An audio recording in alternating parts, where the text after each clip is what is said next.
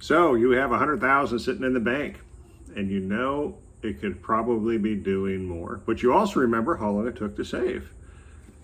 Should you put it into a rental property? And are you going to want to stay all the way to the end? Yes, you are going to want to stay all the way to the end, because I have something that might help you create an advantage in this discussion. But before I could answer the real question of what to do with 100,000, I would need to know three numbers. There's actually three numbers that I would need to know. The first one, how much money do you need to protect your family?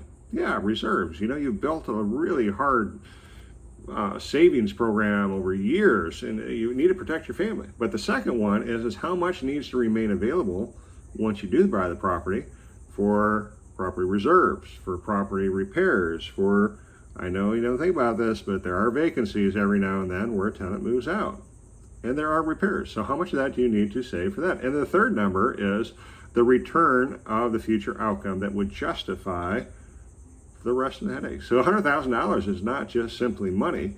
It may represent years of work and overtime and disciplined savings and postponed purchases and delayed vacations, sacrifices that your family made together.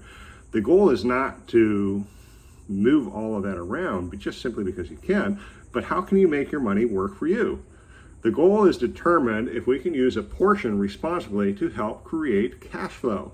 That cash flow can create independence and more choices in the future, but initially it's going to be difficult.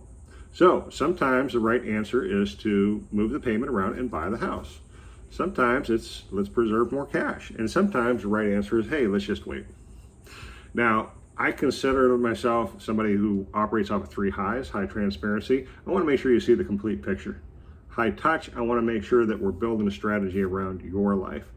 And high touch, I'm going to tell you the truth, whether it's in your best interest or not to buy. So before you start considering doing this, I'd love an opportunity just to talk with you real quick. And here's where I get into the special offer, especially on investment homes. I have an investment home workshop coming up on the 20th.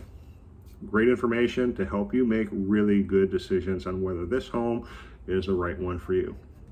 We're going to take a look at how to remain protected. How could you invest and make sure you make the most out of it? What kind of client group are you trying to serve? What kind of home are you trying to buy? Love to chat with you. All my information is in the contact down below. Certainly love to have you come join us if you would like to. Take a bite out of the Big Apple, create some cash flow, and let's talk about investing in real estate.